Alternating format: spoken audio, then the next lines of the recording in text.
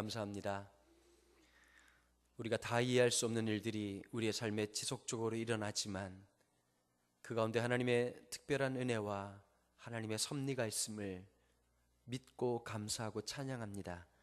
오늘 이 저녁 우리가 함께 하나님 말씀 앞에 섰습니다.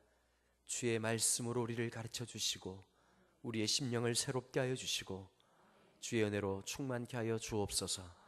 감사드리며 주 예수 그리스도 이름으로 기도하옵나이다. 아멘. 열왕기상 3장의 말씀은 어제 이어서 또 다른 의미를 가지고 있죠. 다윗은 한 가지 루머가 있다는 얘기를 제가 어제 드렸습니다. 죽을 때까지 사울을 죽였다라고 하는 루머를 가지고 있었습니다. 여러분, 사울, 다윗 그리고 솔로몬까지 세 명의 왕이 아무렇지 않게 그냥 여러분들 입에서 열거되고 있다면 성경을 참 잘 알고 있는 게 아니라는 사실을 알게 되죠. 여러분, 참 신기한 게 있어요. 남들은 참 쉬운 일인데 나한테는 어려운 일이 있거든요. 차를 한 대 사려고 했는데요, 길거리에 차가 얼마나 많습니까? 근데 내 차가 없다는 거예요.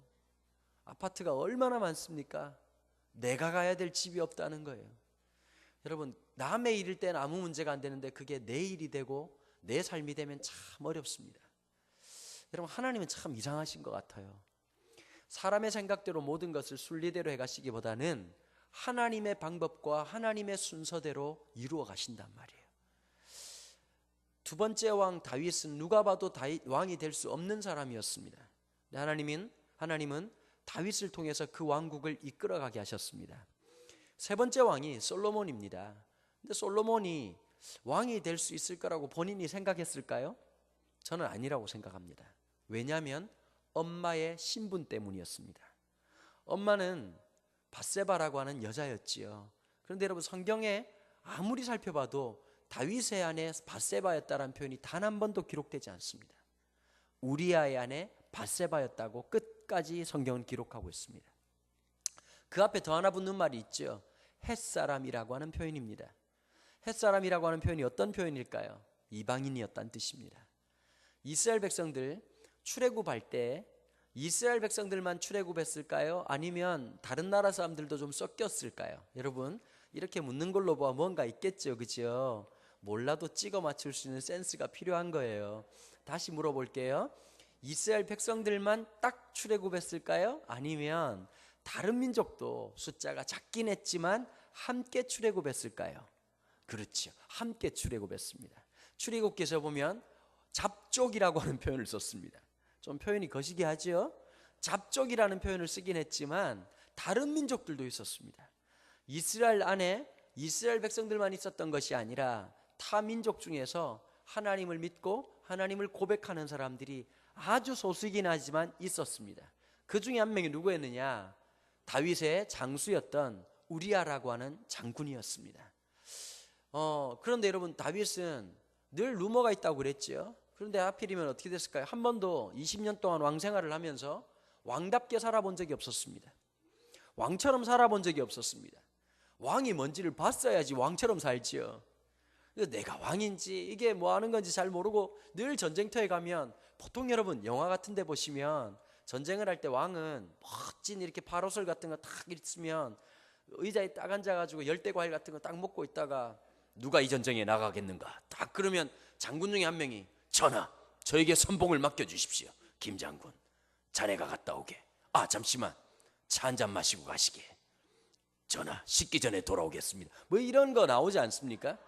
한 번 정도 이렇게 무협지를 많이 읽으면 이렇게 되지요. 자, 그런데 다윗은 이런 재밌는 왕놀이를 한 번도 해본 적이 없습니다. 맨 앞장서가지고 죽어라고 싸우니까 여러분, 옆에 있던 장수들도 얼마나 피곤했을까요? 왕인지 이게 장수인지 군사인지도 모르고 그냥 추불똥살똥 싸워나가니까 사람들이 의기투합되어 살았습니다. 그러다가 드디어 다윗이 20년 만에 왕이 왕 노릇을 한번 해보고 싶은 거죠. 그래서 성경에 보니까 왕들이 출정할 때에 전쟁하는 시즌이 됐는데 다윗이 출정하지 않습니다. 신하들에게 맡깁니다. 요압 장군에게 전쟁을 맡깁니다. 그렇게 하고 집에 있었습니다. 여러분, 사람이 바쁠 때 문제가 안 생깁니다. 언제 문제가 생기는지 아세요? 여유 있을 때입니다. 시간이 남아돌 때입니다. 교회에 있는 내 모습이 하나님 보시는 전부 다가 아닙니다. 내가 혼자 있을 때 내가 어떻게 살아가느냐, 내가 혼자 있을 때 어떻게 행동하느냐. 전 진짜 좀 부탁드리고 싶은 게 하나 있어요. 직업상 KTX를 많이 타는 편입니다. SRT도 많이 타는데요, 제발 부탁인데 기차 안에서는 좀 전화 통화 안 하셨으면 좋겠어요. 한 번씩 너무 민망할 때가 있어요. 그냥 뭐 여보세요 이렇게 이 정도가 아니라 막 다 들리게 기차요 이러고 뭐 김집사님이요? 이러면 더 민망한 거 아시죠? 아, 저 사람 또 교인이구나.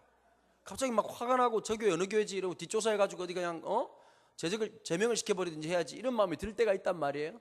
여러분, 그리스도인들이 참 중요한 게 있어요. 서로가 서로에게 말을 하는 거나 행동하는 거나 살아가는 거나, 내가 혼자 있는 그 공간에서 하나님은 거기에 나를 보신단 말이에요. 다윗이 혼자 있는데 이 이스라엘은 한낮의 온도가 한참 올라갑니다. 한여름에는 몇 도까지 올라가느냐, 거의 49도까지 올라갑니다. 사람이 못 살죠. 우리나라가 49도면 아마 다 죽었을 거예요. 왜냐하면 고온 다습하니까. 습도가 높아가지고, 여러분 작년 여름 기억나시죠? 이게 사람이 살만하지가 못했죠, 그죠? 그 하나님께서 우리에게 그래도 위로를 주신 것 같아요. 올 겨울은 그래도 상대적으로 좀 덜 춥죠, 작년보다 비하면. 그치요? 아이고, 올해는 너무 감사한 것 같아요. 눈도 별로 안 오고. 근데 이스라엘은 습도가 높진 않은데 기온이 높습니다. 기온이 높아가지고 한낮에 못 돌아다닙니다. 그래서 지금도 예루살렘에 가면, 이스라엘 가보면요, 성지순례 가지고 한낮에 돌아다니는 민족은 딱 한 민족밖에 없습니다. 대한민국 사람들입니다. 외국 사람들이 깜짝 놀래죠. 와, 코리안 헤드 스트롱 이러면서 막 깜짝 놀래죠. 이 사람들 보통 가면 막 이렇게 머리가 막 열이 나든지 해야 되는데, 한국 사람들은 막 언제 다시 오겠나 그래가지고, 여러분 얼마나 또 열심히 막 여기가 어디입니까? 와, 봤다 가자 이러고 또 내려가가지고 막 또 베드로 고기 먹으면서 더럽게 맛없네 그러고 하고 이제 뭐 양념을 행겨 안 행겨 이러면서 막 이렇게 짜증내고 먹잖아요. 자, 그런데 이제 언제쯤 돌아다니느냐, 해가 지고 나면 일몰 후에 이렇게 이제 다닙니다. 보통 가옥 구조가요, 옥상이 이렇게 잘 되어 있습니다. 거기서 이제 사람들하고 얘기도 하고 밥도 먹고 파티도 하고 그러거든요. 그 다윗이 해가 떨어지고 난 다음에 옥상에 딱 올라갔는데, 야, 이게 눈 튀어나올 일을 본 거죠. 한 여자가 빨가벗고 목욕하는 거예요. 여러분, 이 남성들은요, 이 성욕이라는 게 순간적입니다. 참 조심해야 됩니다. 남자들은 사고를 언제 치느냐, 뭐 하나 잘못 보면 희끗덕하면 이제 막 어떻게 될지 모르잖아요. 저희 할아버님이 그 얘기를 하셨어요. 남자는 숟가락 들릴만 있어도 사고 칠 가능성이 있다. 참 묵상해봐야 될 말이 아니겠습니까? 참 이해가 안 되는 말이지만 참 그런 역사들이 많이 있었겠죠. 다윗도 딱 보자 말자, 여러분 남자하고 여자하고는 조금 성향이 다르죠. 음란한 마음을 품을 수도 있어요. 그런 야한 생각이 들 수도 있어요. 그런데 내 머리 위로 새가 지나가는 건 어쩔 수 없지만, 그 새가 내 머리 위에 둥지를 틀게 하는 건 막아야죠. 다윗이 그 생각에 지배당했다는 거예요. 그러니까 어떻게 할까요? 저 여자 데리고 오라. Come on baby 이렇게 하고 이제 데려와가지고 뭐 즐겁게 보내고 났더니 소식이 들린 거죠. 이 여자가 임신을 했다는 거예요. 여러분, 다윗이 루머가 있다고 제가 말씀드렸죠. 다윗이 루머가 있는 상태에서 아내의 그 부하의 아내를 건드려 가지고 애를 낳았다, 애를 갖게 됐다. 여러분, 탄핵소추 1위 소권 아닙니까? 그죠?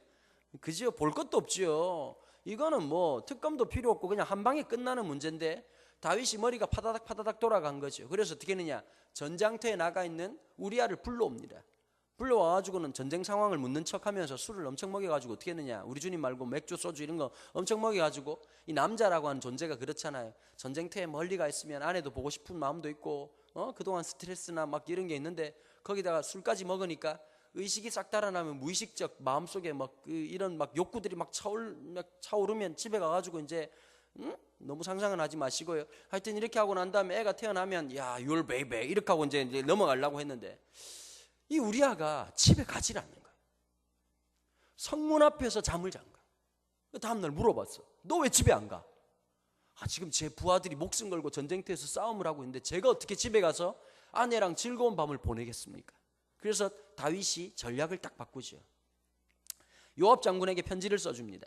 가서 뭐라고 말했냐, 이 비밀 편지에 뭐라고 했냐면, 제일 선두에 우리아를 두게 하고 우리아를 죽여라 라고 하는 내용이었습니다. 근데 여러분, 항상 성경을 보시면 재미난 게 하나 있어요. 다윗 때의 오른팔이 요압이었는데 기질적으로는 요압과 다윗이 안 맞습니다. 전쟁하는 스타일이 안 맞습니다. 다윗은 어떤 스타일이냐면 아군의 피해, 우리 군사들이 한 명이라도 다치지 않는 것을 굉장히 중요한 핵심으로 생각을 했거든요. 그러니까 무리한 공격을 했을까요, 안 했을까요? 하지 않습니다. 근데 요압은 전형적 남자 스타일입니다. 전쟁이라고 하는 것은 죽을 놈은 죽는 거고 살 놈은 사는 거다. 한번 칼을 뽑았으면 남자답게 전쟁을 딱 하는 거지. 내가 우리 폐하는 다 마음에 드는데 너무 소극적인 것 같다. 가려면 그냥 막 이렇게 막 아작을 내고 막 대질 놈은 대지는 거고 살 놈은 사는 거다. 이런 좀 이렇게 모험심이 굉장히 강했거든요. 그런데 이번에 이제 왕도 안 왔고 왕이 이런 명령을 내리니까 어떻게 했느냐? 전쟁을 치르면서 지금까지는 다윗 스타일대로 전쟁을 했었는데요. 갑자기 요압 스타일로 전쟁을 한 거예요. 그냥 우리야만 죽은 게 아니라 꽤 많은 병사들도 죽고 군인들도 죽고 장군들도 죽었어요. 그러면 그 군대에서 뭐가 있느냐? 왕의 직사들이 있어요. 왕의 직사는 우리로 말하자면 국정원에 있는 그런 요원들하고 비슷한 거예요. 그리고 모든 기록을 해가지고 왕에게 보고를 하는 거죠. 지금 요압 장군이 왕이 말씀하시는 스타일대로 전쟁을 하지 않고 요압 스타일대로 하다가 많은 병사가 죽었습니다. 이러면 딱 어떻게 될까요? 바로 요압은 리콜이죠. 와가지고 혼이 나든지 아니면 좌천이 되든지 감옥에 가든지 이렇게 되는 상황인데, 요압이 부탁을 하죠. 다 좋다, 다 적어라. 근데 하나만 꼭 기억해달라. 우리아가 죽었다는 사실을 꼭 적어달라.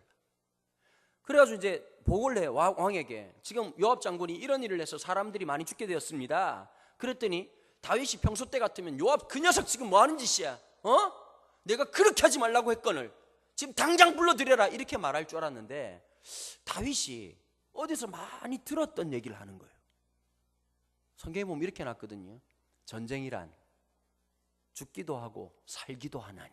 이거 누가 한 말이라고요? 요압이 했던 말이에요. 그러면서 병사들이 장례식을 한다고 이제 시신이 딱 들어왔단 말이에요. 들어오는데 다윗이 연기를 너무너무 잘했어요. 얼마나 연기를 잘했는지 우리아의 시신을 보고 막 울면서 너무 통곡을 하는데 백성들이 뭐라고 말했느냐? 성경에 보면 이렇게 돼 있어요. 다윗의 아버지가 죽었다 한들 저렇게 슬피 울겠느냐? 그러니까 그러니까 백성들이 위로받은 거죠. 얼마나 사랑했길래. 우리아가 헷 사람이었고 이방 사람이었지만 자기 형제처럼 사랑하는 왕이었구나. 그리고 장례식을 끝나고 난 다음에요, 더 멋진 공약을 발표하는 거예요. 나 다윗 영원히 우리아를 기억하리라.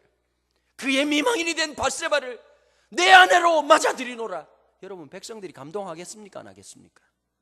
감동하고 다윗 하면서 그냥 그렇게 하면서 열광을 했죠. 그런데 그날 밤에 누가 찾아왔느냐? 나단이라는 선지자가 찾아옵니다. 나단이라는 선지자가 참 지혜롭게 하나님 나라 완곡어법으로 멋있게 이야기를 하나 전해주는 거예요. 왕이시여, 제가 여기저기 돌아다니다 왔는데 좀 기가 막힌 장면이 하나 있었습니다. 어떤 장면입니까? 어떤 집에 갔더니요, 양이 100마리나 있고 굉장히 부잣집이 있었어요. 근데 바로 옆집에 양이 한 마리밖에 없는 굉장히 가난한 집이었는데 그 양 한 마리를 딸처럼 생각하고 밥 먹을 때도 같이 먹고 잠잘 때도 같이 자고 아침에 일어나면 마치 딸처럼 대하면서 키우는 아주 가난하지만 행복한 집이 있었습니다. 그런데 양 100마리 집에 손님이 왔는데 이 썩을 놈이 자기 집에 있는 100마리 중에 한 마리의 양을 잡아가지고 손님을 접대한 게 아니라 옆집에 딸처럼 생각하는 하나밖에 없는 그 양을 빼앗아서 손님을 접대했답니다. 여러분, 다윗이 다혈질이었거든요. 빠바바밤 뚜껑이 딱 열리고 그 새끼가 어디 사는 거예요? 가만두면 안 된다는 거예요. 그렇게 해가지고 있으니까 나단이 뭐라고 말했느냐? 그때 이제 갑자기 나단이 락커가 된 거죠. 너야! 이러면서 막 소리를 질렀던 거죠. 당신이야말로 그렇게 한 거야. 당신에게 아내가 더 필요했다면 하나님 더 주셨을 텐데 우리아에게는 하나밖에 없는 아내, 가장 충성된 신하였던 우리아의 아내를 왜 그렇게 했습니까? 그리고 왜 우리아를 죽였습니까? 다윗은 하나님을 속이고 자기를 속이고 백성들 속인 줄 알았는데 나단이 찾아와서 지적을 딱 하는 거예요. 여러분, 사람이 실수할 수 있다고 얘기합니다. 그러나 여러분, 다윗은 어떻게 했을까요? 그 실수 앞에 처절하게 회개합니다. 눈물을 쏟고 회개합니다. 여러분, 제가 어제도 말씀드렸지만 사과를 제대로 하지 않으면 참 그게 하나님 앞에서 온전하지 못하다고 말씀드렸죠. 그죠? 여러분, 성경을 보십시오. 사무엘상을 보시면 이 하나님 앞에 성경을 기록하고 있는 이 다윗, 철저하게 회개하는 다윗의 모습이 나타나거든요. 그럼 하나님 여러분 하나님이 용서하셔도 그 죄의 값은 치르게 하십니까? 안 치르게 하십니까? 치르게 하십니다. 치르게 하셔야 됩니다. 가끔씩 그런 분들이 있으시잖아요. 예? 너무 이상한 생각을 가지신 분들이 계셔요. 기독교 안에서도. 어떤 생각이냐? 여러분, 대통령이든 사람이든 잘못하면 벌을 받아야 됩니까? 받지 않습니까? 대한민국은 민주공화국입니다. 민주공화국이라고 하는 것은 법 앞에 만인이 평등해야 합니다. 그런데 가끔씩 뭐라고 말하느냐? 야, 우리 중에 죄 없는 사람이 누가 있냐? 다 죄 지었는데 용서해줘야지. 여러분 잘 들으셔야 돼요. 용서라는 것과 죄의 값을 지불하는 건 다른 거예요. 정확하게 죄가 분명하게 드러나고 뭐가 잘못인지 명확하게 들어가고 난 다음에 처벌을 받고 그 다음에 처벌받고 난 다음에 우리가 용서를 해야죠. 다윗은 어떤 인생을 살았느냐? 하나님 앞에 벌을 받습니다. 어떤 벌을 받았습니까? 밧세바에게 태어났던 이 아들이 죽을 거라고 하는 벌을 받습니다. 이 아들이 죽을 때 다윗이 보면 밥을 먹지 않고 하나님 앞에 진짜 너무 기력을 다하니까 신하들이 그냥 걱정을 한 거예요. 저렇게 하다가 왕 하나 잡겠다. 사람 죽겠다. 그런데 밥을 먹지 않고 있는 상태였어요. 하나 우리가 궁금증이 하나 있죠. 다윗은 왜 이 아이가 죽을 때 이렇게 고심했을까 하는 겁니다. 다윗이 공식적으로 아내가 9명입니다. 부러우시죠? 뭐 비공식적으로는 확인한 바가 없으니까 천국 가서 확인해 봐고 공식적으로 결혼을 9번 하셨습니다. 9번 했는데 그럼 자식이 많을까요? 안 많을까요? 그럼 지금처럼 아들 하나 있고 딸 하나 있고 이런 정도의 삶이 아니었단 말이에요. 과거에는 자식이라고 하는 개념이 소유의 개념이지 사랑의 개념이 아니었거든요. 그러면 왜 다윗은 자기 아이가 죽어가는 그 과정을 그렇게 심각하게 받아들였냐는 겁니다. 왜냐하면 다윗은 그 아이의 죽음이 자기의 죽음이라고 생각했습니다. 하나님 앞에 자기가 단절되는 거라고 생각했습니다. 시편 51편이 밧세바와의 그 문제가 생기고 난 다음에 하나님 앞에 회개하면서 지었던 시거든요. 그 시 앞에서 제일 하나님 앞에 고백하는 게 뭐지요? 주의 성령이 떠나지 마십시오. 우슬초로 나를 정결케 하옵소서. 여러분, 우슬초로 정결케 한다는 것을 레위기적으로 보면 내가 영적인 나환자입니다. 영적인 문둥병이 생겼습니다. 하나님 나를 정결케 해주십시오. 이 고백이거든요. 그러고 난 다음에 그 아이가 갑자기 죽게 돼요. 신하들이 난리가 난 거죠. 야, 아이가 살아있을 때도 왕이 지금 막 중리산이하고 난리를 쳤는데 이 아이가 죽고 나면 왕이 어떻게 될까? 근데 왕이 딱 나오는 거예요. 왕이 물어요. 아이가 어떻게 되었느냐? 신하들이 뭐 답변을 못하고 주저주저하고 있었지요. 근데 이렇게 하면 아이가 죽었느냐? 그랬더니 신하들이 네 그렇습니다 전하. 그러니까 갑자기 방에 딱 들어가더니 샤워를 하는 거예요. 샤워를 하고 새 옷을 딱 갈아입고 머리에 기름을 바르고 딱 나와가지고 식사를 하시는 거예요. 너무 이상한 거죠. 애가 살아있을 때는 밥도 안 먹고 난리를 치다가 죽었다 그러면 사실 더 슬퍼하고 더 힘들어야 되는데 신하가 물어요. 왕이시여, 아이가 살아있을 때는 금식하시고 밥을 먹지 않아서 우리가 걱정을 했는데 아이가 죽었다고 하니까 식사를 하시고 옷을 단정히 입으시고 여기 앉아있는 것이 너무 이상합니다. 왜 그렇습니까? 라고 물었더니 갑자기 식사를 하던 다윗이 숟가락을 딱 내려놓으면서 이렇게 말하지. 내가 하나님이냐? 죽은 이 아이를 어떻게 살려올 수 있겠느냐? 내가 그 아이에게로 갈 수는 있지만 죽은 그 아이가 나에게로 오진 못하게 한다. 그리고 다시 눈물을 뚝뚝 흘리면서 식사를 하는 거예요. 신하들이 두 번 다시 물었을까요? 못 물었을까요? 못 물어보지요. 그리고 그날 밤에 다시 한번 하나님 앞에 자식을 가슴에 묻는 그 마음, 밧세바를 위로하고 그 본문에 보니까 여호와께서 다윗과 밧세바를 돌아보셨더라. 여러분, 정직할 때 하나님 돌아보시는 은혜가 있습니다. 우리가 실수할 때 있잖아요, 그죠? 실수할 때 야단을 잘 맞으면 하나님 어떤 축복을 주시느냐? 다시 돌보시는 축복이 있어요. 하나님께서 견책하시지만 때로는 몽둥이도 들고 회초리도 대시지만 그 회초리 잘 맞고 아빠 다음엔 안 그럴게요. 엄마 다시는 안 그럴게요. 엄마 미안해요. 엄마 마음 아팠지요. 이러면 돌이킨단 말이에요. 제가 한번 이런 일이 있었어요. 이거 참 부끄러운 얘기인데 뭐 부끄러울 것도 없죠. 애들 자라다 보면 한 번씩 그런 일이 있으니까. 아내랑 데이트를 하러 갔어요. 오래간만에 둘이서 이제 애들 학교 보내놓고, 여러분 지금 엄마들 중에서 빨리 개학되기를 정말 주님 오시듯 기다리는 분들 계시지요, 그치요? 예? 이놈의 학교가 쓸데없이 왜 봄방학을 해가지고 안 그래도 그냥 꼬라지 보면 참 막 열이 받아 죽겠는데 아주 그냥 또 그러니까 힘드시지요?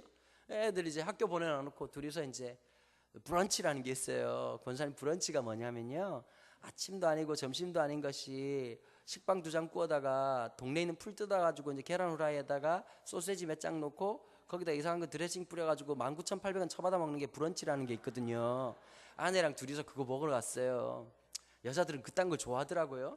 그렇게 해가지고 막 이렇게 분위기 되게 좋은 데 있잖아. 이렇게 막 그냥 이렇게 막 예쁘고 이렇게 되게 여자스러운 데 가가지고 둘이서 딱 앉아가지고, 요즘 남편하기 더럽게 힘들어요.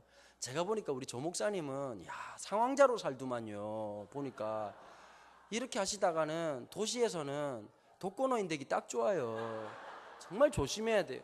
항상 아내를 볼 때 하나님을 보듯, 어제 다윗에게 회복되었던 하나님을 경외하는 마음처럼 아내를 볼 때마다 화들짝 놀래고, 집에 딱 들어오자마자 아내 이렇게 전체적 분위기를 살피고 기분이 안 좋다 싶으면 청소기를 드는 센스, 청소기를 통해서 우웅하는 소리를 통해서 아내의 존재를 잊게 만들어주는 하나님 놀라운 은혜가 있지 않습니까? 좀 그런 센스가 필요한데, 그날 또 이제 아내랑 이렇게 맛있는 식사하고 이제 아내 얘기 열심히 들어주고 있는데 전화가 한 통 온 거예요. 한 통이 왔는데 갑자기 아내 낯빛이 싹 변했어요. 여보 왜 그래? 그랬더니 여보, 내가 빨리 지금 학교 가봐야 될 것 같다고. 이 학교를 갔어요. 갔다 와가지고 무슨 문제가 생겼냐니까, 우리 딸아이가요, 친구랑 둘이서 이제 슈퍼에 갔다가 친구가 이렇게 뭐 그 사탕하고 몇 개를 훔쳤나 봐요. 그러니까 우리 딸애가 깜짝 놀래가지고, 야, 너 그러면 안 되잖아 했더니, 이 여자애가 어떻게 했느냐, 자기만 그러면 좀 그러니까 제 딸 녀석 가방에다가 사탕이랑 과자를 집어넣어 버린 거예요. 그래가지고 이제 슈퍼 아저씨한테 걸린 거죠. 근데 결론적으로 어떻게 되니까 둘 다 훔쳤다 이렇게 된 거예요. 그래가지고 이제 학교에서 소출이 왔어요. 그러니까 아내가 갔어요. 아내가 가가지고 이제 아내가 잘 가르쳤더라고요. 신예야, 제 딸아이가 신예인데, 신예야, 네가 억울할 수도 있겠지만 어쨌든 이건 잘못된 거야. 첫 번째, 선생님께 잘못했다고 얘기하고 엄마랑 같이 그 슈퍼 주인 아저씨한테 가자. 그 딸아이를 데리고 왔어요. 데리고 와가지고 아내가, 사장님 죄송합니다, 아이가 이런 일을 했는데 참 죄송합니다, 우리 딸아이도 잘못했다고 인사를 하고, 그 가격이 얼마인지 모르겠지만 값을 말씀해 주시면 제가 지불하겠습니다. 그랬더니 사장님이 같이 자식 키우는 입장에서 미안하잖아요. 아이고, 이렇게 찾아와서 잘못했다고 얘기하니까 너무 고맙다고. 근데 아내가 굳이 값을 지불해야 될 것 같다고, 그래서 값을 지불하고 돌아온 거예요. 돌아오고 있는데 이제 딸아이 보고 이제 물었대요. 애기 엄마가, 너 아빠한테도 얘기해야 되지 않겠니? 그랬더니 애가 갑자기 눈물을 펑펑 줬더니 아빠한테 말 안 했으면 좋겠다는 거예요. 그랬더니 아내가 물었대요. 왜? 아빠가 날 너무 사랑하는데 실망할 것 같다는 거예요. 제가 그 얘기를 다 들었죠. 아내한테 다 들었는데 집에 와가지고 이제 애가 들어와가지고 마치 아무 일도 없는 것처럼 이렇게 그 아이를 대하는데, 얘가 하루해가 얼마나 길었겠습니까? 그죠? 피곤하고 고단했는지 다 끝나고 딱 들어와가지고 샤워를 하더니 나보고 이러는 거예요. 아빠 너무 잠이 와 그러더라고요. 그래, 들어가 자라. 그랬더니 애가 눕자마자 이렇게 골아 떨어졌어요. 제가 우리 집 딸 침대머리에서 2시간 동안 앉아가지고 아이 얼굴을 쓰다듬으면서 이런 마음이 들더라고. 아이고, 이 녀석 오늘 하루 참 힘들었겠다. 참 많이 힘들었겠다. 진짜 마음이 먹먹하더라고요. 근데 참 신기한 게 있었어요. 그때 하나님 아버지의 마음을 좀 느꼈어요. 내가 회개해서 용서하시는 게 아니라 하나님 아버지는 이미 용서할 준비가 되셨구나. 내가 우리 아이를 딱 보는 순간 이미 용서했어요. 근데 하나님 기다리시는 거예요. 하나님, 저 잘못했어요. 다윗은 그 삶을 살았거든요. 그러니까 어떻게 하죠? 하나님이 여호와께서 다윗과 밧세바를 돌아보신지라. 이에 다윗과 밧세바가 동침함에 잉태케 하신데, 그 아이가 누구냐? 오늘 등장하고 있는 솔로몬이었어요. 솔로몬이 이렇게 등장을 했습니다. 아까 말씀드린 것처럼 다윗에게 9명의 아내가 있다고 얘기했지요. 제가 원래 이렇게 속도가 굉장히 빠른 사람인데 어르신들이 많아서 지금 제가 말하다가 지금 졸판입니다. 원래는 정확하게 제가 2배 반 정도는 빨리 말을 해야 되는데 우리 어르신들이 못 알아들으실까봐, 그리고 또 제가 또 억양이 또 경상도 억양이 있어서 더 못 알아들으실까봐. 요 정도 스피드면 되시겠어요? 우리 권사님들? 우리 어르신들 되겠어요? 이쪽이 좀 안 될 것 같죠, 그죠? 어떻게 하겠어요? 그냥 오늘은 메인 우리 고객들이 이쪽이시니까 우리 뭐 소비자들 전체적으로 생각을 해야지요. 자, 그런데 다윗에게 9명의 아내가 있었고 여러 명의 아들들이 있었단 말이에요. 첫 번째, 다윗은 2번이나 왕자의 난이 일어났습니다. 쿠데타가 일어났습니다. 압살롬이라는 이 왕자가 아버지를 참 사랑했지만 자기의 친여동생을 배다른 형이 강간을 하는 사건이 일어났습니다. 근데 아버지 다윗이 이 문제를 엄단해가지고 처리할 줄 알았는데 미그적 하는 바람에 어떻게 했느냐, 이 압살롬이라는 친구가 강간했던 형을 3년 뒤에 어떻게 했느냐, 죽여버립니다. 그러면서 압살롬과 다윗의 관계가 완전히 틀어져 버린 거예요. 그렇게 하고 압살롬은 외갓집으로 도망을 가버리고요. 다윗은 그 자식 난 2번 다시는 안 볼 거야 이렇게 하고 있는데 요압이 옆에 중재를 해가지고 어떻게 하느냐, 압살롬을 다시 왕궁으로 데리고 옵니다. 그런데 여러분, 다윗 궁이 조그만하거든요. 크지 않은데 1년 6개월 동안 다윗과 압살롬이 한 번도 마주치지 않습니다. 이 말은 무슨 뜻이냐면 다윗이 의도적으로 피했다는 뜻입니다. 자, 그러면서 압살롬은 이 마음이 섭섭했을까 안 섭섭했을까요? 섭섭해가지고 이 분노와 모든 섭섭함이 어떻게 됐느냐, 4년 동안 치밀하게 쿠데타를 준비합니다. 다윗이 이 당시에 나이가 들어가지고 어떻게 되겠느냐, 왕들이 하는 일 중에서 제일 중요한 일이 재판하는 일이었거든요. 재판을 등한시했어요. 그러니까 여러분, 재판하는 사람들 입장에서 보면은 빨리 재판을 해줘야 자기 생업으로 돌아가고 일을 할 수 있을 텐데 재판이 자꾸 길어지니까 어떻게 될까요? 사람들이 불만이 많고 민원이 아주 그냥 발생이 많이 했단 말이에요. 근데 그 당시에 압살롬이 싹 들어가가지고 뭐라고 말하느냐, 내가 재판장이 됐으면 빨리 처리해 줬을 텐데. 진짜 안타깝네요. 사람들 손 잡아주면서, 여러분 이런 거 있잖아요. 선거 때 되면 시장에 나타나는 국회의원들 믿을만 합니까? 못 믿을만 합니까? 나 다음에 볼 거야. 순천 시민들 어떻게 하나 한번 볼 거야. 진짜 손 잡아주고 이래가지고 정 들어놓으니까 뭐 참 좋은 일이긴 하죠. 뭐 지역색 떠나가지고 여당이든 야당이든 좋은 사람 뽑는 거예요. 그건 누가 뭐라 그러겠습니까? 이상한 사람을 뽑아가지고 그게 문제지요. 그런데 여러분 생각해 보십시오. 손 잡아주고 몇 번 잡아준다고 좋아지는, 근데 민심이라고 하는 게 참 웃기는 게 있거든요. 4년 동안 사람들 손을 잡아줬더니 사람들 마음이 다 누구한테로 갔을까요? 압살롬한테 쑥 가버린 거예요. 그리고 D-Day 딱 시작된 날 요압 장군이 국정원장이었고 국방부 장관이었는데 아무 소식도 모르다가 전하 피하십시오, 반란이 일어났습니다. 얼마나 급했던지 다윗이 신발도 다 못 신고 도망을 났단 말이에요. 도망가는 그 걸음에 사울의 먼 친척되었던 시므이라는 사람이 먼지를 집어던지고 돌을 던지면서 뭐라고 그랬죠? 이 비루한 놈아. 이게 굉장히 험한 욕인데 성경에서 막 그렇게 쓸 수 없잖아요, 그죠? 뭐 험한 욕을 못 쓰니까 이 비루한 놈아, 네가 사울을 죽였지. 그러니까 하나님이 나한테 이런 벌을 주신 거야. 이렇게 하는 장면이 나오거든요. 그런데 이제 이 장면에서 하나님께서 기가 막힌 방법을 통해 가지고 어떻게 했느냐, 이 반란을 진압하시는 사건이 있습니다. 다음에 때 되면 요거 사무엘상하 전체적으로 한번 쫙 훑으면 너무너무 재밌겠지, 그지? 성경이 드라마보다 더 재밌어요. 제가 볼 때 이걸 재미없게 설교하는 사람이 더 놀라운 능력이 있는 사람입니다. 기가 막힌 말씀이죠. 재밌으시죠, 그죠? 제가 이렇게 설교하면 청소년들도 되게 재미나게 듣거든요. 보면 제가 지금은 굉장히 얌전하게 하는 거예요. 안 그랬으면 그냥 막 아주 그냥 지랄 발광을 떨었을 텐데 애들한테는 또 그렇게 우리 고객님들이 들으시니까요. 그런데 1차 진압이 끝나고 난 다음에 두 번째 난이 일어납니다. 그게 열왕기상 1장입니다. 열왕기상 1장 1절에 보시면 성경이 이렇게 기록하고 있거든요. 여러분 다윗 하면 떠오르는 이미지가 있으시죠? 젊고 패기 있고 막. 그런데 다윗도 세월 앞에 어쩔 수가 없었어요. 열왕기상 1장 1절에 다윗이 나이 들어 늙음에 이불을 덮어도 따뜻하지 아니한지라 할아버지 할배가 된 다윗이대. 와 이래 춥노, 불을 떼라. 전하 불을 엄청나게 뗐는데요, 와 이래 춥노. 이렇게 하고 정신도 왔다 갔다. 그러면서 두 번째 왕자의 난이 일어나는데 아도니아라는 왕자가 요압 손잡고 그 다음에 또 제사장 손잡아가지고 아도니아 왕 만세 하고 이제 왕권을 일으킨 거예요. 그러고 있다가 2장에서 누가 등장하느냐, 나단 선지자가 다시 등장하면서 솔로몬의 엄마였던 바세바를 찾아가지고 왜 솔로몬이 왕이 못 되느냐 이렇게 했더니 내가 무슨 힘이 있습니까? 지금 우리 전하께서는 지금 정신도 왔다 갔다 하고 이미 아도니아가 왕권을 차지해가지고 있는데 우리는 지금 좀 있으면 다 죽을 목숨인데 우리가 무엇을 하겠습니까? 그런데 2장에서 기가 막힌 반전이 일어나요. 아도니아가 죽어요.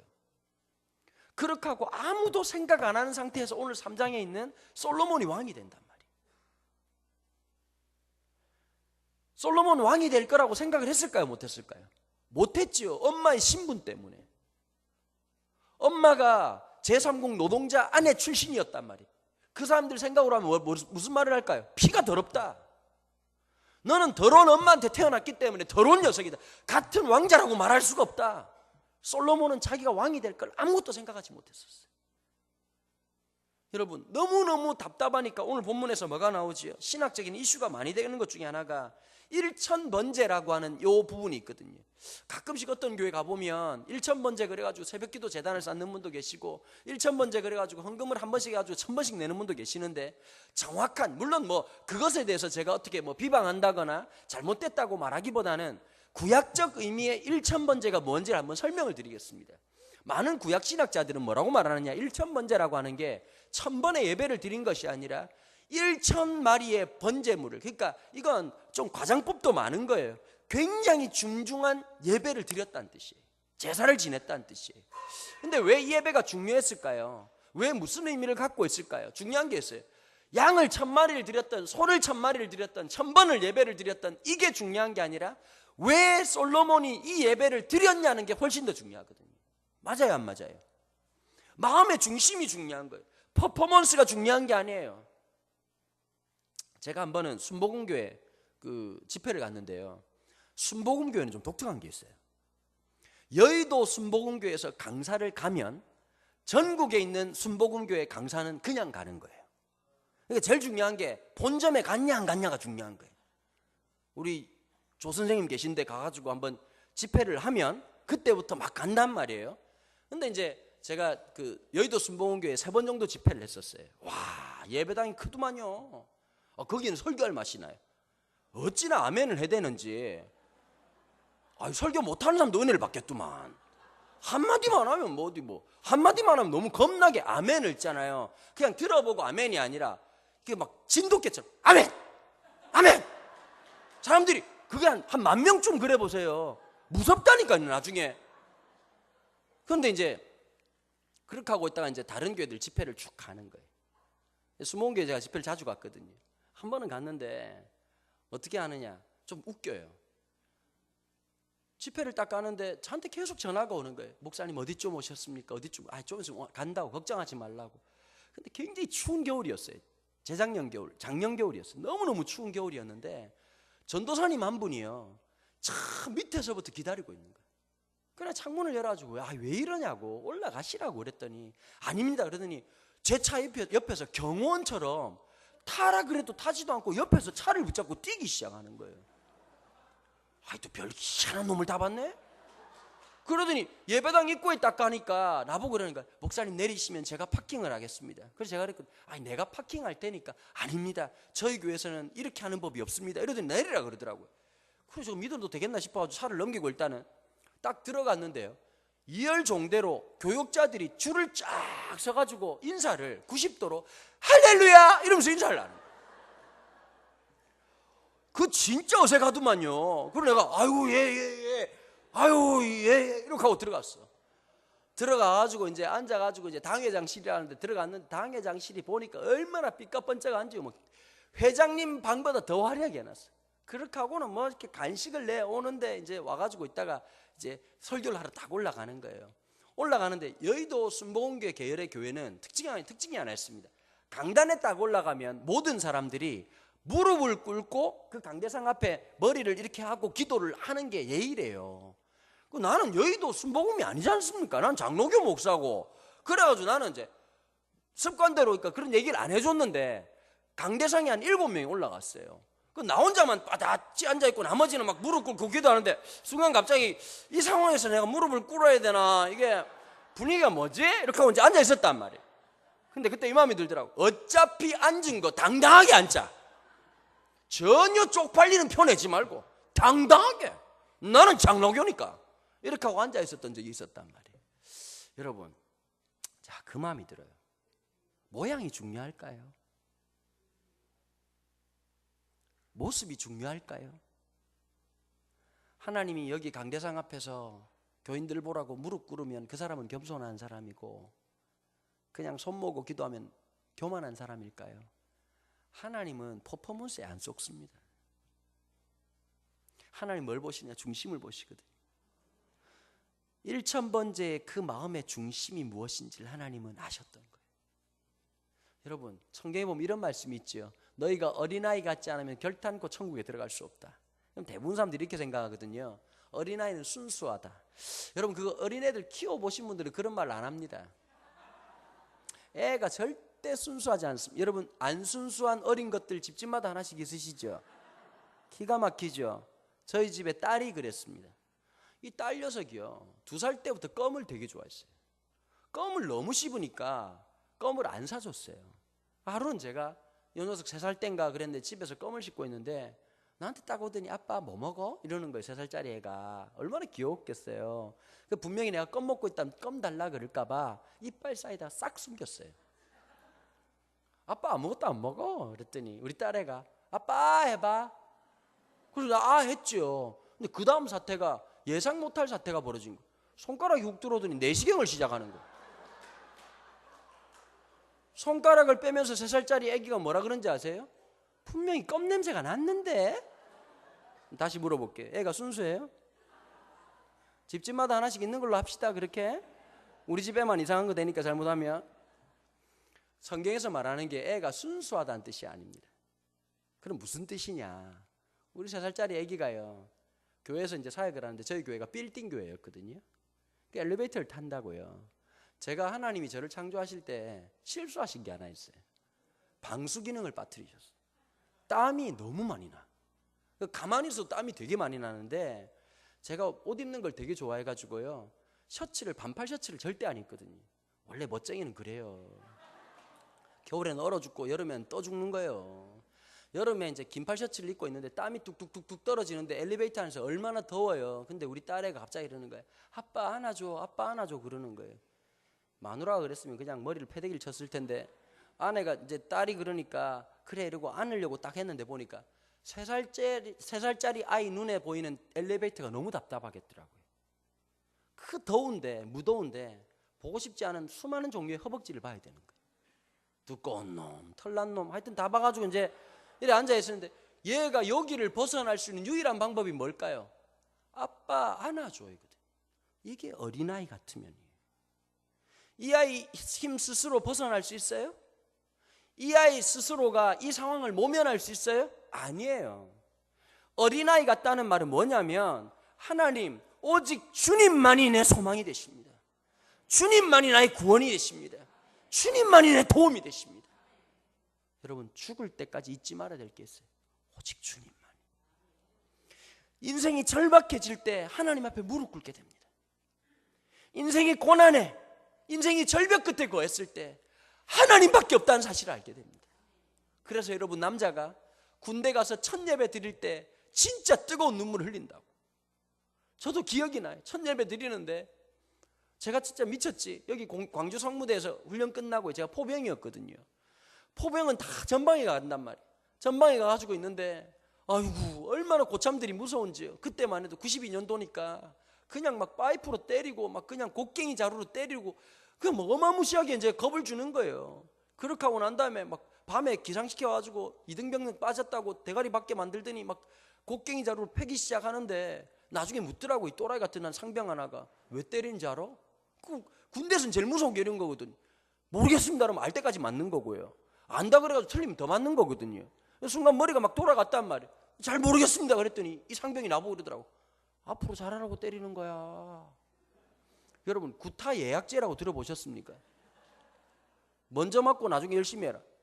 그렇게 하고 그날이 화요일 날 밤이었고 수요일 날 딱 해가지고 그러니까 얼마나 이등병들이 막 군기가 바짝 들어가지고 건드리기만 해도 이병 가은도 막 이렇게 하고 그냥 막 돌아다닐 때인데 갑자기 그날 일찍 사관이요. 금일 종교 행사 갈 사람, 예배 갈 사람 손들으라고 얘기하는 거예요. 저희 아버님이 해병대 출신이시거든요. 161기인데 군대를 육군 간다고 얼마나 저한테 이렇게 나무라셨는지요. 남자 새끼가 해병대를 가야지 병신같이 육군은 개나 소나 가는 거야. 해병대를 가야 돼. 왜냐하면요, 저희 큰아버지 전부 다 해병대 출신이었거든요. 위로 형님들이 다 해병대 출신이고 아버지는 군대가 해병대밖에 없는 줄 알고 해병대를 가신 거예요. 그래가지고 막 엄청 맞기도 하시고 이렇게 좀 해병대들이 좀 그런 게 있잖아요 보면. 그래가지고 있는데 저보고 하는 말씀이 이러는 거예요. 너 군대 가가지고 힘들다고 예배 안 드릴 바에야 너 목사하지 마. 그런 정신 상태로 어떻게 사역자를 하겠냐. 옛날에 보면 군대 갈 때 시편과 신약 성경 해가지고 요만한 성경책까지 갔잖아요. 우리 아버지 그걸 허락을 안 했어. 옛날에 기억나세요? 톰슨 성경이라고 이 벽돌 2장 합친 것만한 성경이 있었어. 그럼 5층에서 집어 던져가지고 머리 맞으면 바로 축사할 수 있는 그런 성경책이 있었다고. 아버지가 그걸 주셨어요. 너 군대 갈 때 이거 가져와라. 그래서 제가 훈련소에서 되게 많이 맞았거든요. 세면백 두 개 들고 다닌다고. 세면백을 하나 주는데 가까이 보면 이게 성경인데 2개 들고 다니니까 세면백 이 새끼 하나만 갖고 다니는데 2개 들고 다닌다고 조교들한테 엄청 맞았어요. 근데 아니라고, 세면백이 아니라 이 성경책이라고. 그렇게 막 계속 주입식으로 훈련을 받았더니 이상한 현상이 있더라고. 막 청소하고 있는데 갑자기 일찍 사관이 와가지고 금일 종교행사 갈 사람. 나도 모르게 나도 깜짝 이병 강은도 종교행사 가고 싶습니다 소리를 질렀는데 그날 내가 받지 않겠어요? 눈깔이 30개가 날 째려보고 있는 거예요. 그 침묵 속에서 분명히 말하는 게 들렸어. You will die. 너는 죽을 거다. 갔다 와서 곧 죽을 거다. 보통 젊은 사람들이 웃는데 어르신들이 영어를 했더니 못 알아들으시네. 그리고 예배를 올라간 거예요. 상병 하나 딸려가지고 상병이 옆에서 이 미친 새끼 그냥 와 욕을 올라갈 때까지 개새끼 소새끼 막 다 나와가지고 막 욕을 하면서 넌 가면 야 서울 애들은 또 욕을 무섭게 해요.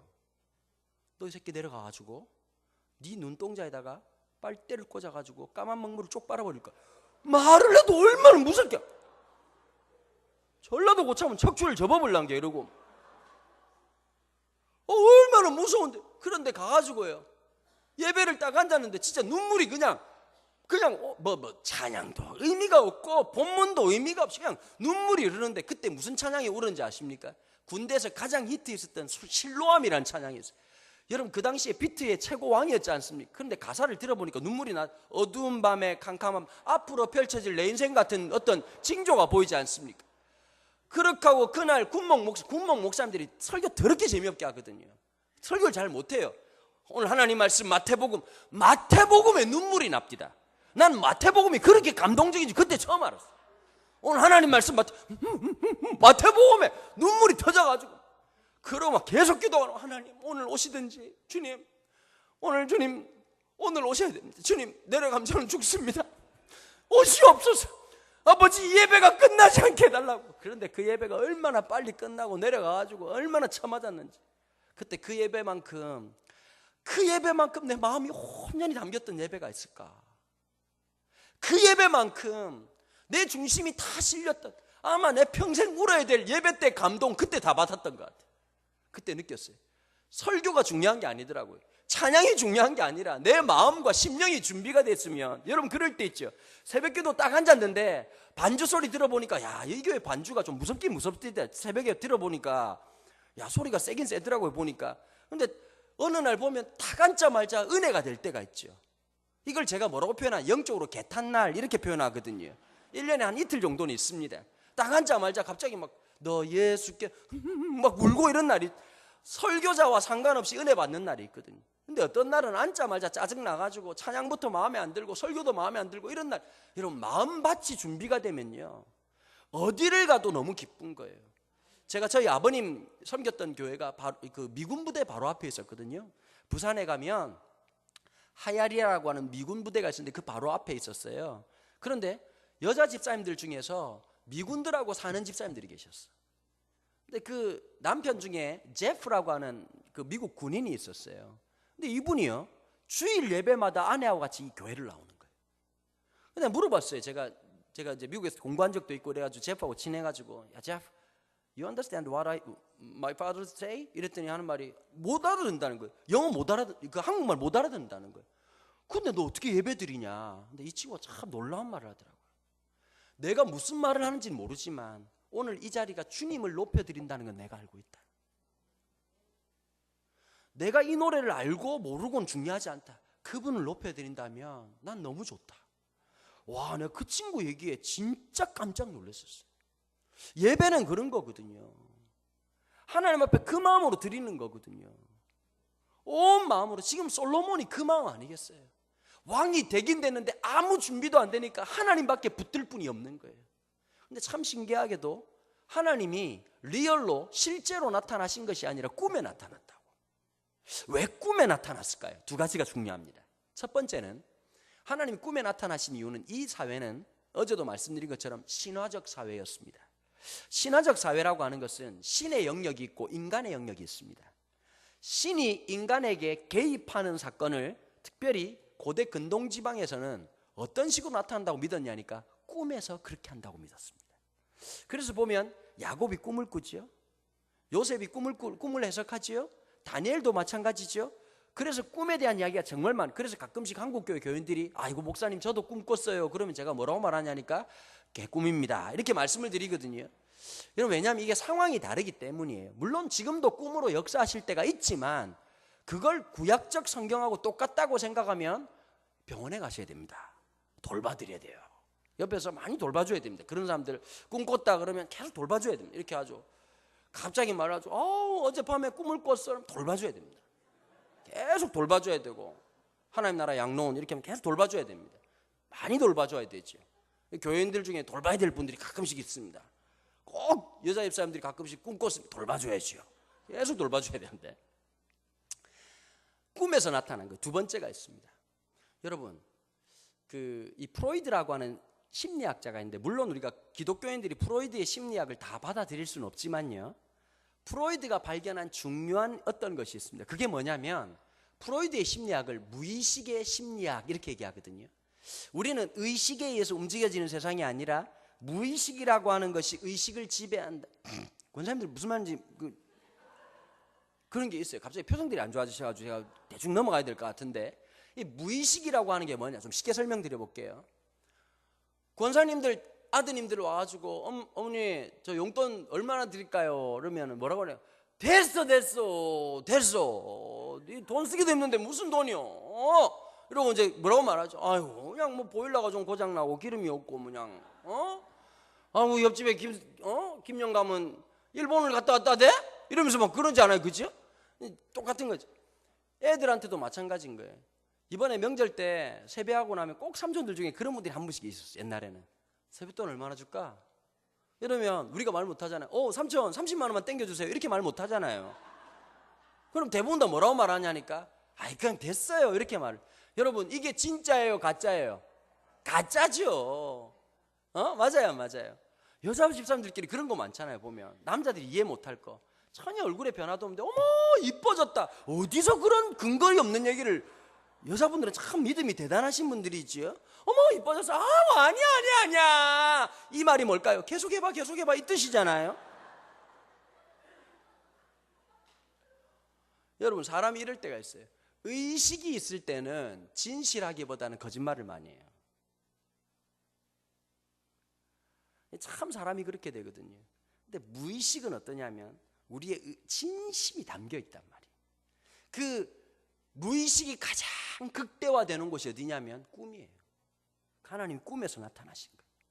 솔로몬 내가 무엇을 해주랴 그랬더니 뭐라고 말했느냐, 솔로몬이 이렇게 말하는 거죠. 한번 읽어볼까요? 8절입니다 7절 한번 읽어볼까요? 7절 8절입니다 같이 한번 읽겠습니다. 시작. 나의 하나님 여호와여, 주께서 종의 아버지 다윗을 대신하여 왕이 되게 하셨사오나 종은 작은 아이라 출입할 줄을 알지 못하고. 여기까지 읽어볼까요? 지금 여러분, 솔로몬은 누구입니까? 사회적으로 보면 포지션이 뭐지요? 왕입니다. 근데 오늘 지금 뭐라고 말하고 있죠? 종이라고 표현합니다. 종이라는 표현은 아주 고급진 표현이고요. 더 노골적으로 말하면 노예라는 표현입니다. 나는 당신의 노예입니다. 여러분, 어린아이의 인격적 존재를 인식한 것은 지금으로부터 200년 전 이탈리아에 있는 아동심리학자였던 교육자였던 몬테소리라는 사람에 의해서 아이들도 한 인격체다, 이렇게. 여러분, 몬테소리는 유치원 이름이 아니라 사람 이름입니다. 원래 우리나라에는 지금으로부터 100년이 채 되지 않았죠. 소파 방정환 선생님이 어린이날을 제정함으로써 어린이도 인격이라고 생각을 했어요.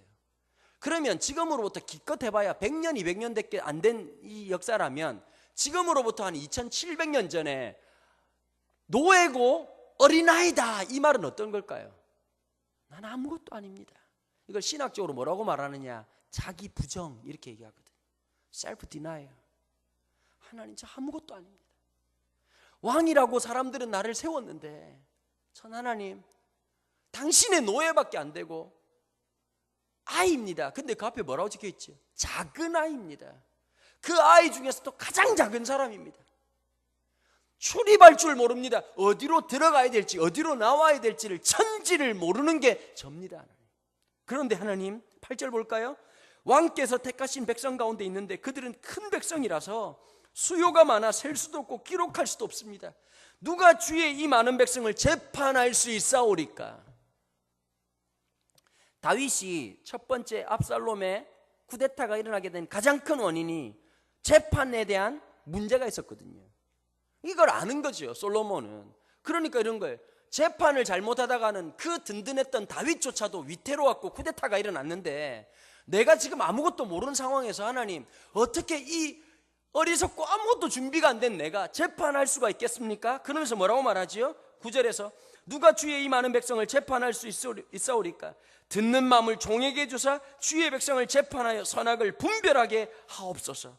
여러분, 성경은 지혜를 뭐라고 말하느냐? 한국 사람들은 이것저것 많이 하는 게 지혜라고 얘기하죠, 그죠? 미국 사람들은 He's so smart, 그 사람 참 똑똑하다 얘기할 때 스마트라는 말은 어떤 말이냐면 유머 감각이 있다는 뜻이에요. 그래서 보면 미국에서는요, 유머 감각이 있는 사람을 굉장히 높이 쳐줍니다. 우리나라는 개그맨을 좀 우습게, 요즘이야 좀 많이 좋아졌잖아요, 그렇죠? 옛날에는 개그맨을 굉장히 우습게 생각했는데 미국에서는 개그맨을 굉장히 탑 랭크로 남을 웃길 수 있다.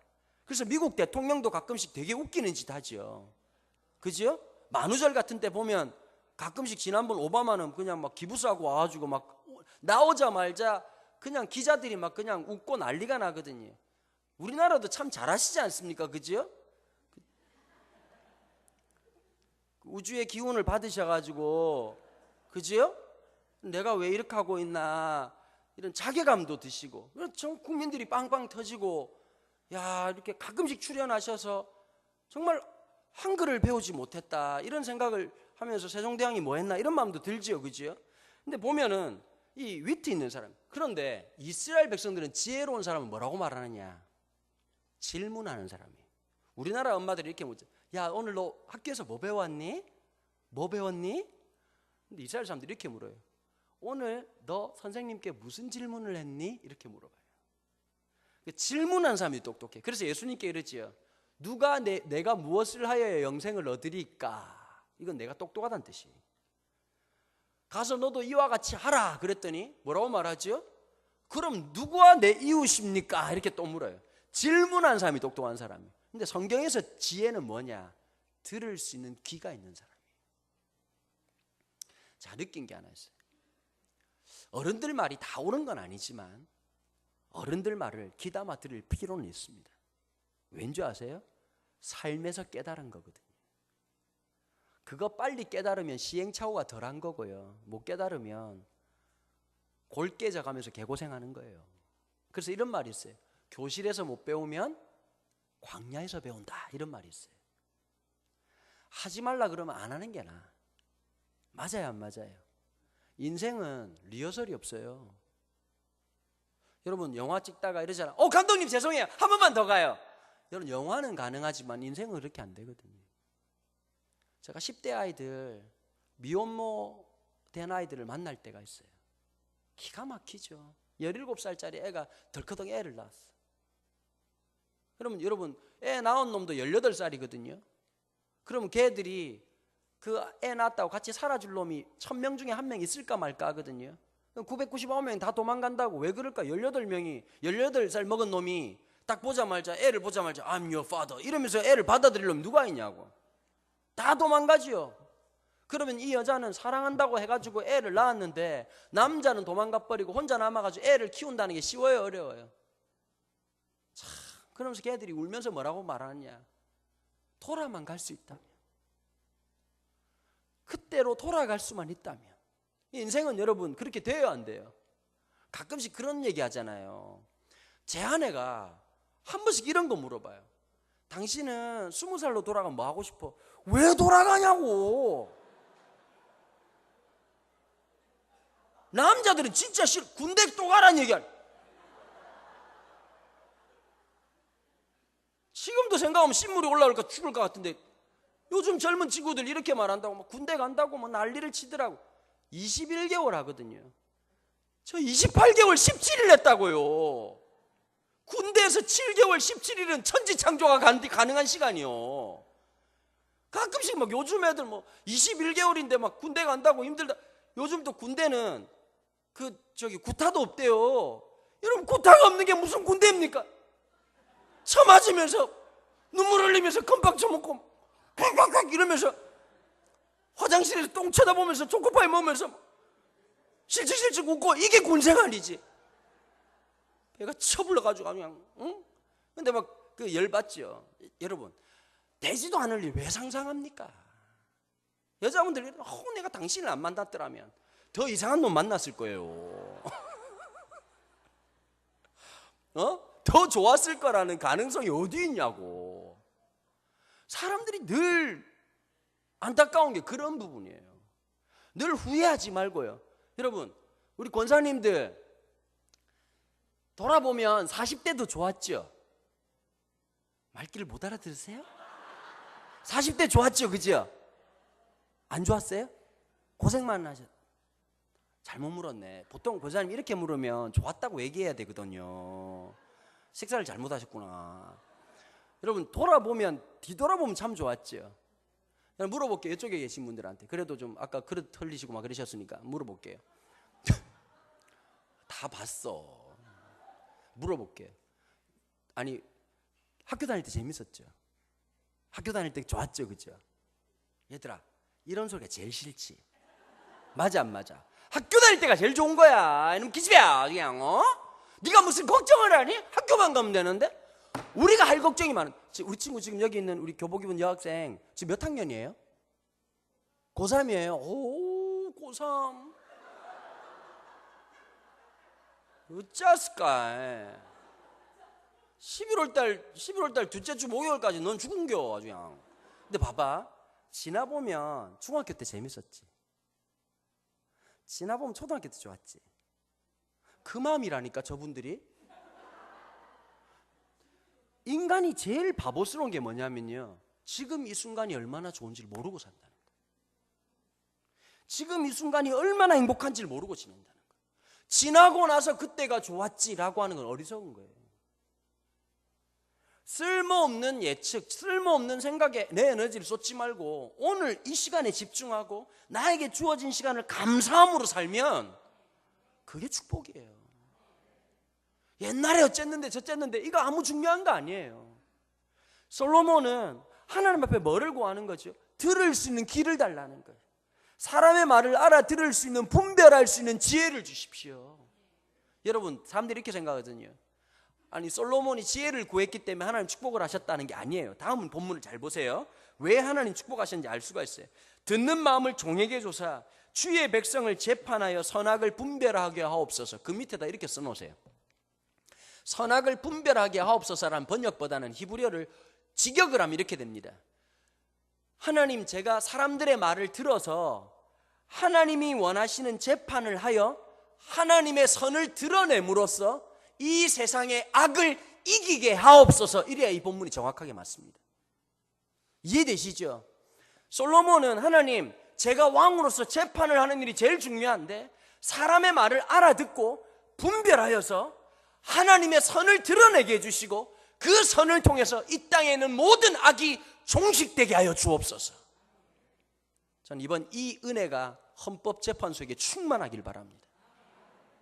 대한민국에 충만하길 바랍니다. 오늘 내일 아침에도 기분 좋은 뉴스 하나 봤으면 좋겠습니다. 우 선생님 나라에 급식을 먹는 일이 좀 있었으면 하는 생각이 있습니다.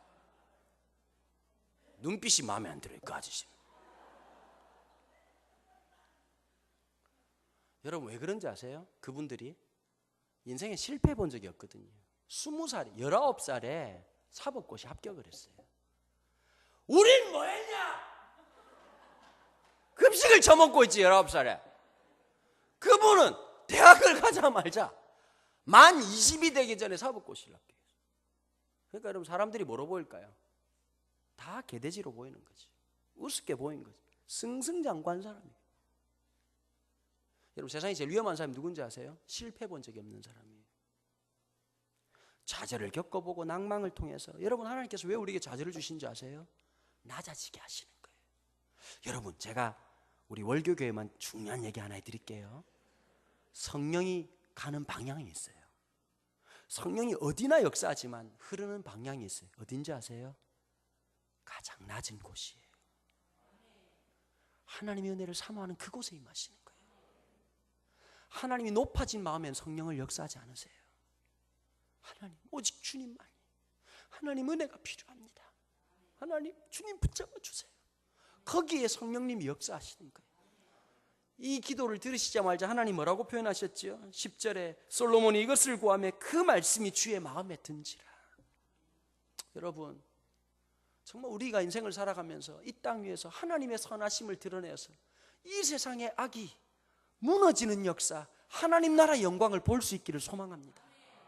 우리 친구들이 공부해서 여러분 우리 친구들 물어볼게요. 대한민국이 공평해요? 공평하지 않아요? 안 공평하죠? 이게 부르심이에요. 하나님이 있는 사람을 섬겨라 이렇게 말하는 거예요. 그러면 여러분 200만 원치 300만 원치 재능 가지고 꼴까닥 자기 혼자 처먹으면 돼요? 안 돼요? 안 돼요. 이게 뭐냐면 청지기 정신이에요. 하나님이 우리에게 맡기셨다는 거예요. 그리스도인들은 주어진 것이 하나님께 왔다는 고백을 가져야 돼요. 저희 교회 애들이 1년에 한두 명씩 꼭 의대를 가거든요. 아니, 목사는 지방 3유대 출신인데 얼마나 공부를 잘하는지 몰라요? 나하고 약속을 해요. 의대를 가면. 제가 물론 소아과 의사 선생님들 제가 잘 비방하려고 하는 마음은 아닙니다. 필요하신데요. 제가 가끔씩 애들 데리고 소아과를 갈 때마다 느낀 게 하나 있어요. 나도 소아과 의사 하겠다 이 마음이 들더라고. 나보고 물어봐. 어떻게 오셨어요? 왜 왔겠냐고. 내가 병원에 왜 왔겠냐고. 그러고 애 나보고 물어. 콧물은 나나요? 네가 의사잖여. 기침은 하나요? 몰라. 그렇게 하고 나면 어떻게 하죠? 그 약이요. 그리고 3일 뒤에 오랴. 그 나도 하겠다.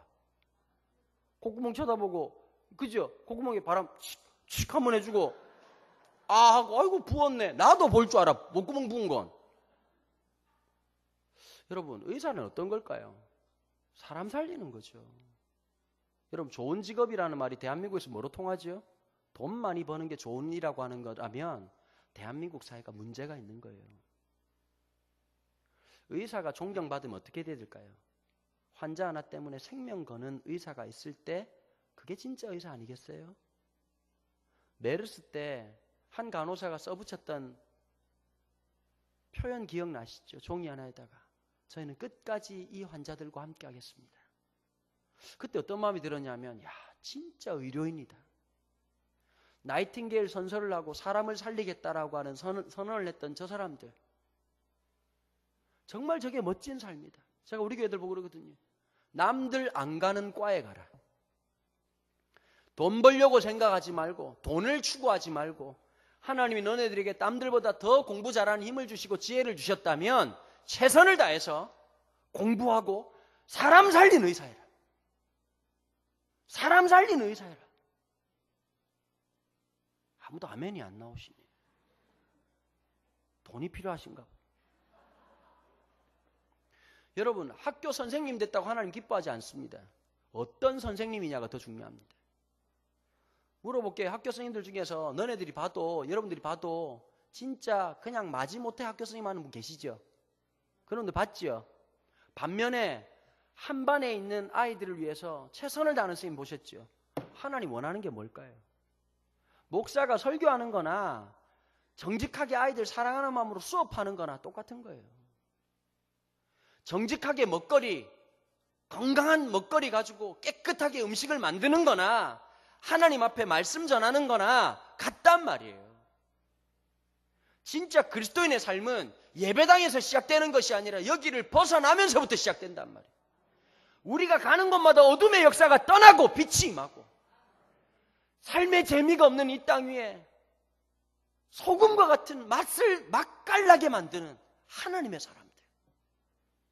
네가 내 자기를 위하여 부하기를 구하지 않고 장수하기를 구하지 않고 원수 갚기를 구하지 않았기 때문에 하나님 축복해 주신 거예요. 그 다음에 중요한 말이 있어요. 부모님 잘 들어야 돼. 뭐라고 말했느냐? 12절에 같이 한번 읽어볼까요? 시작. 내가 내 말대로 하여 내게 지혜롭고 총명한 마음을 주노니 내 앞에도 너와 같은 자가 없겠거니와 내 뒤에도 너와 같은 자가 일어남이 없으리라. 자꾸 엄마들이 기억도 못하고 우리 아이들에게 솔로몬과 같은 지혜를 달라고 기도하시는데 오늘 써놨잖아요. 한정판이고 끝났다. 다 팔렸다. 시마이 대시마시다. 끝났다. 이렇게 말하고 있잖아요. 여러분 성경을 안 읽으니까 자꾸 우리 자식 솔로몬 같은 지혜를 그럴 줄 알고 하나님 써놨어. 너 앞에도 그런 자가 없었고 너 뒤에도 끝! 성경을 안 보니까 자꾸 이상한 기도를 하는 거야. 솔로몬 같은 지혜를 주시옵소서. 하지 말라고 이렇게 써놨는데 여러분 근데 하나님 뭐라고 말씀하시죠? 13절 내가 또 내게 네가 구하지 아니한 부귀와 영광도 내게 주노니 내 평생에 왕들 중에 너와 같은 자가 없을 것이다. 하나님이 더하여 주시는 거예요. 마태복음 6장이 떠오르지 않으세요? 먼저 그 나라와 그 일을 구하라. 그리하면 이 모든 것을 너에게 더하시리라. F.F. 브루스라고 하는 신약 신학자가 이 본문을 이렇게 말했습니다. 먼저, 그 먼저는 the first, second이 없는, 두 번째가 없는 먼저다. 쉽게 말하면 우리가 추구해야 될 유일한 것이 있다면 그 나라와 그의 의다. 그리하면 모든 것을 더해 주시리라. 엄마들 중에 가끔씩 그런 분들 계시죠. 장 보러 가가지고 사은품 때문에 물건 사오는 분 계시죠. 아 진짜 환장할겨. 그거 진짜. 여러분 제일 중요한 게 메인이잖아요. 바구니 준다고 뭐 사오고 텀블러 준다고 뭐 사오고 집집마다 아마 많을 거예요. 그런 게. 여러분 우리가 하나님의 것을 구하면 나머지 것은 더해 주시는 거예요. 역사해 주시는 거예요. 채워주시는 거예요. 이끌어 주시는 거예요. 제 후배 중에 제가 참 좋아하는 동생 오늘도 한 20분 통화를 했는데요. 부산역에서 노숙자사에 가는 후배가 하나 있어요. 키가 191이에요. 송주현이라고 멀대같이 생긴 놈이에요. 근데 이 녀석이 7년 동안 부산역에 있는 노숙자들, 산동네에 계시는 독거노인들을 섬겼어요. 결혼식을 하는데 신부가 너무 이쁜 거야. 스튜디오스야. 하여튼 목회자들은 좀 문제가 있어. 되게 이쁜데 둘이 연애를 참 예쁘게 했어요. 어떻게 했느냐. 둘이서 그냥 연애하지 말고 우리는 독거노인 할아버지 할머니들을 돌보는 데이트를 하자. 그렇게 해서 같이 가서 할아버지 할머니들 밥도 해드리고 참 예쁘게 결혼을 했어요. 근데 결혼식을 딱 준비를 하는데 저한테 연락이 온 거예요. 목사님 와서 결혼식 때 기도해 주세요. 부탁을 하는 거예요. 여러분 참 기도 한번 해주려고 서울에서 부산까지 내려가는 건 참 거시기 하지 않습니까? 그런데 이 친구가 너무 이뻐서 제가 열일 마다하고 혼자 내려가려고 했더니 갑자기 아내가 차비를 차리더라고요. 같이 가겠다 이러면서 왜 이렇게 부담스러운 행동을 하는지 모르겠지만 우리 가족들 다 데리고 내려갔습니다. 내려갔는데 얘가 하는 일이 너무 이뻤어요. 아버지, 어머니한테 돈 한 푼 도움 안 받고요. 결혼식 할 때 그 흔한 드레스도 안 입었어요. 신부는 자기가 입고 있던 원피스 45,000원짜리 원피스 입고 그 전도사님은 자기가 입고 있던 양복 입고 결혼식을 하는 거예요. 결혼식을 하는데 결혼식이 25분 만에 끝났어요. 금방 끝났어요. 그런데 그날 하이라이트가 뭐냐? 결혼식에서 모여든 이 축의금을 전부 다 우간다에 있는 어린이들을 위한 학교 짓는 데 쓰기로 결정을 한 거예요. 그래서 이 부부가 결혼식 준비하느라고 모아놨던 500만 원을 먼저 헌금을 했어요. 그러니까 사람들이 그 말에 감동을 해가지고요.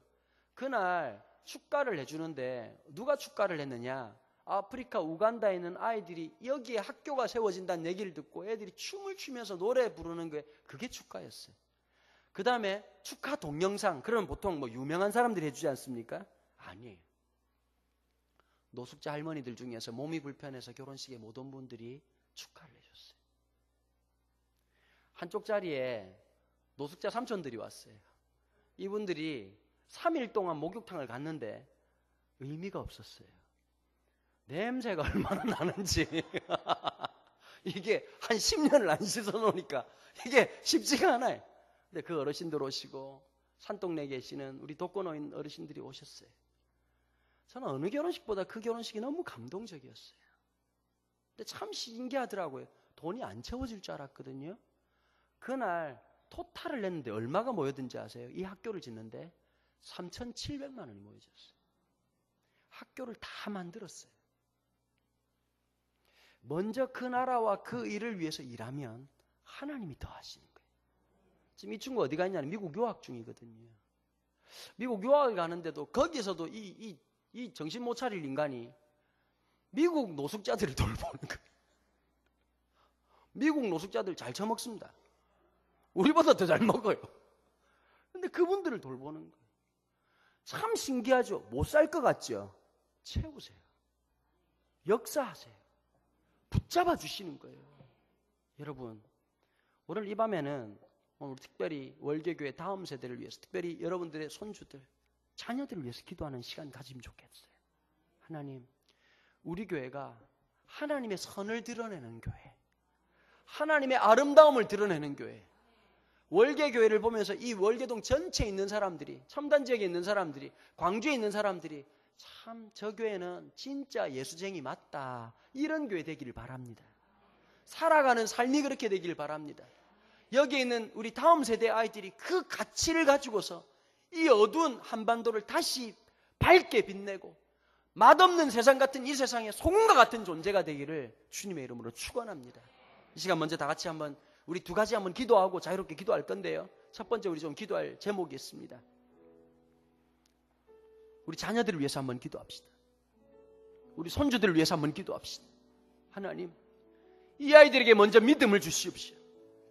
공부를 잘하고 못하고의 문제가 아니라 하늘의 믿음을 주십시오. 하나님에 대한 믿음을 주십시오. 두 번째, 하나님, 왜 공부해야 될지를 깨달을 수 있는 힘을 주시옵소서. 하나님을 기쁘시게 하고 하나님께 쓰임받는 우리 아이들 되도록 축복하여 주시옵소서. 이 시간 같이 동성을 함께 기도하겠습니다. 하나님 아버지 감사합니다. 주님, 오늘 둘째 날 밤 또 말씀 나눌 수 있는 기회 주셔서 감사합니다. 특별히 오늘 이 시간에 우리 자녀들을 위해서 기도합니다. 우리의 손주들을 위해서 기도합니다. 하나님, 종들이 기도하는 이 기도를 응답하여 주시고 역사해 주시기를 간절히 구합니다. 아버지 하나님, 단순히 공부를 잘하고 못하고의 문제가 아니라 먼저 분명한 것은 나를 만드시고 창조하신 하나님에 대한 신앙의 고백이 분명해질 수 있도록 주님 붙잡아 주시옵소서. 그 마음에 주님을 향한 분명한 믿음이 있도록 주여 붙잡아 주시고 주여 축복하여 주시고 주여 은혜로 붙잡아 주시고 함께하여 주시옵소서. 주의 말씀이 들려지는 은혜가 있게 도와주시옵소서.